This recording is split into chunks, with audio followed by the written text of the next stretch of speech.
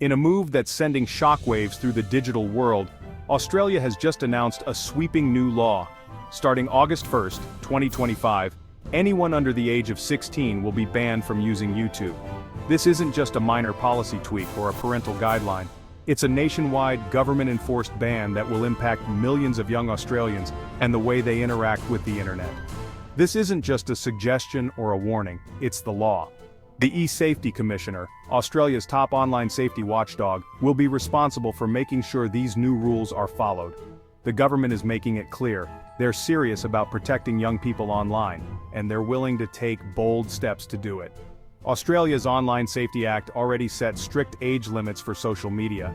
Under 16s have been blocked from using TikTok, Instagram and Snapchat for some time now. But YouTube, the world's biggest video platform, was the last major holdout, until now. With this new law, YouTube joins the list, closing the final loophole for underage social media use in Australia. That exception is officially gone. The government is drawing a hard line, signaling that no platform is too big to regulate when it comes to the safety of young people. So, why is the government doing this? They say it's about a duty of care. In other words, they believe tech companies have a responsibility to protect young users from harmful content, online predators, and addictive algorithms.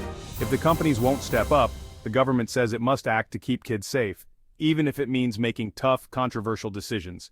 Now, platforms like YouTube and its parent company Google are being forced to introduce strict age verification systems. This could mean uploading ID, facial recognition, or other digital checks. If they fail to comply, they face massive fines, potentially millions of dollars. The message is clear: follow the rules or pay the price. But this isn't about police knocking on doors or arresting teenagers. Instead, it's about putting pressure on tech giants to fundamentally change how they operate in Australia. The government wants to shift responsibility from parents and schools to the companies that run these platforms. Of course, YouTube is much more than just a place for funny cat videos or viral trends. For many young people, it's a vital hub for learning creativity and self-expression. Students use it for homework help, tutorials, and even to learn new skills. Aspiring creators build channels, share their passions, and connect with audiences around the world. Banning YouTube for an entire generation is a huge, risky move. It could limit access to educational resources, stifle creativity, and widen the digital divide. Many parents, teachers, and teens are worried about what this means for the future of learning and digital literacy in Australia. This decision sparks big questions about online safety, personal freedom, and the government's role in our digital lives. Should the state decide what young people can access online, or should families and individuals have more say? The debate is just beginning, and opinions are deeply divided. The world is watching closely. Other countries are considering similar laws, and Australia's bold experiment could set a global precedent. Will it work, or will it backfire? Only time will tell. So what led Australia to take this dramatic step? Let's break down the reasons, the risks, and what it could mean for the future of the internet, both in Australia and around the world. Why go this far? The government says it's about protecting young people's mental health. Studies link heavy social media use to anxiety, depression, and body image issues among teens. Prime Minister Albanese called it a public health crisis, comparing it to past battles against smoking or unsafe driving. Algorithms are designed for engagement, not well-being, and kids are especially vulnerable. The eSafety Commissioner reported a 70% spike in complaints about kids seeing harmful content. Parental controls aren't enough, filters are easy to bypass, and parents can't monitor everything. The government decided prevention is better than cure. Delay access until 16, hoping teens will be more resilient. It's a strict approach, but they believe the risks justify it. When the Online Safety Act was introduced in 2023, it marked a significant shift in how digital platforms were regulated in Australia. But interestingly, YouTube was treated differently from the start. Unlike other social media platforms that faced immediate scrutiny and restrictions, YouTube was given a unique status. At the time, YouTube was widely recognized as a powerful educational tool. In classrooms across the country, students and teachers relied on it for everything from science experiments to history documentaries. It wasn't just a place for entertainment, it was a resource for learning, research, and discovery. Teachers integrated YouTube videos into their lessons, using them to explain complex topics, spark discussions, and make learning more engaging for students of all ages. For younger children, the YouTube Kids app provided a safer, more controlled environment. Parents felt reassured knowing their kids could access age-appropriate content, with extra filters and parental controls in place. Because of these clear educational benefits, the Australian government believed that the positives of YouTube far outweighed any potential risks. As a result, YouTube remained accessible, even as other platforms faced tighter regulations. However, as time passed, YouTube began to change. The platform introduced more interactive features, comments, live chats, and algorithm-driven feeds that made it feel increasingly like a traditional social network. The addictive nature of YouTube's recommendation system became harder to ignore. Teens and even adults found themselves watching video after video, often late into the night, drawn in by endless suggestions and autoplay features. This dual identity, part digital library, part social network, kept YouTube in a gray area.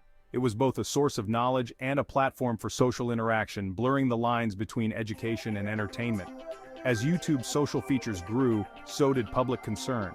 News headlines began to highlight the risks of online interactions, and parents started to worry about what their children might encounter on the platform.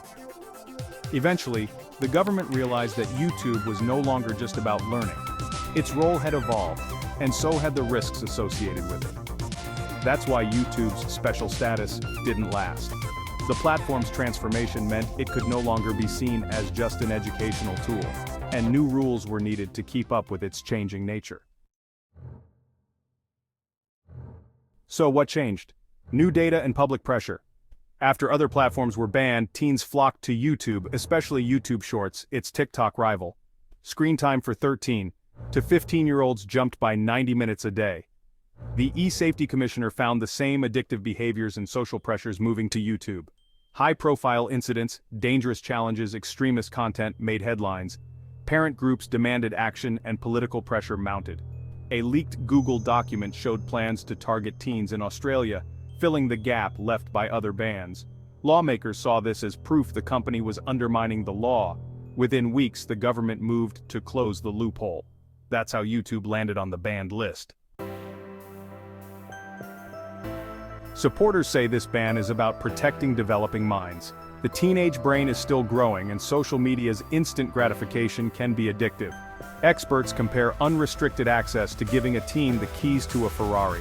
The ban gives kids time to build real-world social skills before facing online pressures. It also aims to reduce cyberbullying and exposure to online predators. Supporters argue tech companies, not parents, should bear the responsibility for safety. They believe this law forces big tech to finally put children's well-being first. It's a shift from blaming parents to holding corporations accountable. Critics call this government overreach and a blow to personal freedom. For many teens, especially in rural or marginalized communities, the internet is a lifeline. Opponents say the ban treats all families the same and ignores the value of digital literacy.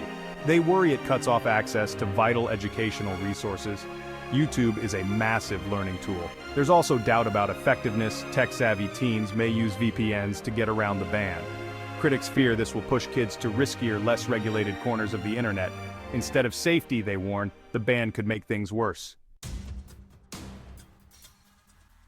Google and YouTube didn't take this quietly.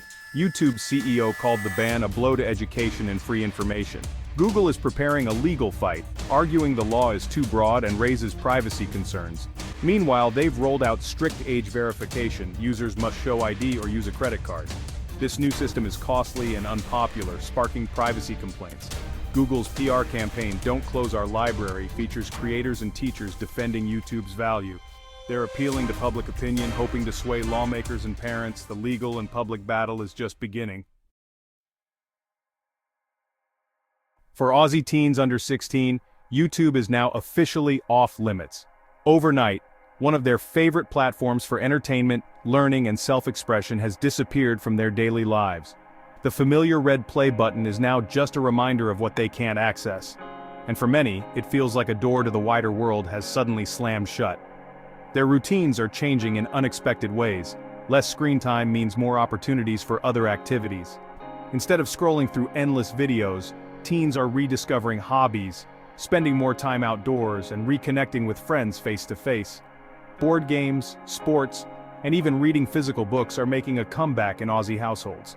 For some, it's a refreshing break from the digital world, while others are struggling to fill the void left by YouTube.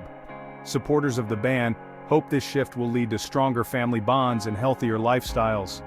With fewer distractions, families are spending more quality time together, sharing meals, having real conversations, and enjoying the outdoors.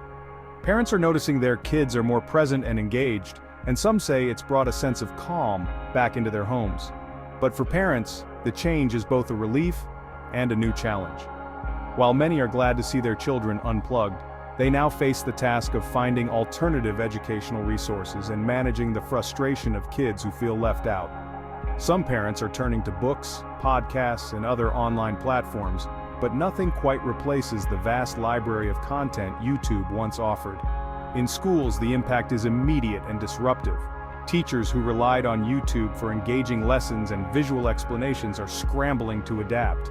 Many lesson plans have been thrown out overnight, leaving educators searching for new ways to keep students interested and informed. The sudden change has created confusion and extra work for already busy teachers. Some schools are working hard to build new whitelisted video platforms that are safe and educational, but it's a slow and complicated process. Not all resources are easily replaced, and the transition is far from seamless. Teachers and IT staff are collaborating to find solutions, but it will take time before classrooms return to normal. The creator economy is also feeling the sting. Many young Australian YouTubers who once had thriving channels and loyal audiences are now losing a significant portion of their viewers and income. For these aspiring digital creators, the ban is more than just an inconvenience. It's a major setback for their dreams and ambitions. The ban sends a chilling message to the next generation of digital storytellers. Many are left wondering if their creative voices will ever find an audience again, or if they'll need to reinvent themselves on other platforms. The uncertainty is palpable, and the sense of loss is real. The once vibrant YouTube ecosystem in Australia now faces an uncertain future. Channels that once buzzed with activity are quiet, and the creative community is searching for new ways to connect and share their work. This law is fundamentally reshaping how young Australians learn, connect, and create online. The shift away from digital platforms is changing the way students access information, interact with peers, and express themselves creatively. The impact of this decision will be felt for years to come, as families, schools, and creators all adapt to a new digital landscape. The long-term effects are still unknown, but one thing is certain. Daily life for Aussie teens and their families will never be quite the same. Everyone is adjusting to a new digital reality. One that challenges old habits, sparks new routines, and redefines what it means to grow up in Australia today. The world is watching Australia's experiment. If the ban works, improving teen mental health without hurting education, other countries may follow. Lawmakers in the EU, Canada, and the US are already debating similar rules. This could lead to a fragmented internet with different rules in every country. The big question: do we want a free, open internet or a safer, more regulated one? Australia's decision will shape this global debate. Whether it's a success or a cautionary tale, it's a turning point in the relationship between society and social media. The digital world is changing, and Australia is leading the way.